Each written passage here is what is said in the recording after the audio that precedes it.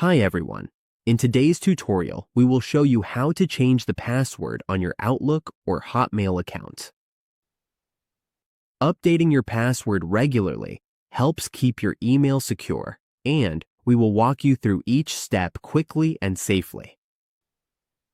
Let's get started. Before we begin, please note that Outlook and Hotmail are the same service.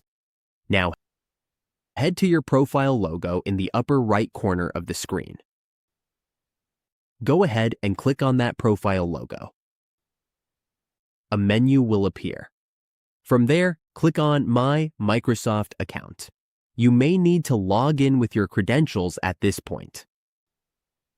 Once you are on your account page, click Change Password.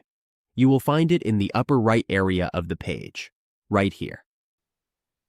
This will take us to the Change Password page. From here, simply enter your new password and re-enter it to confirm. There is also an option to change your password every 72 days. If you would like to turn this on, just check that box. When you are ready, click Save, and that's it. We have successfully changed the password for your Hotmail account.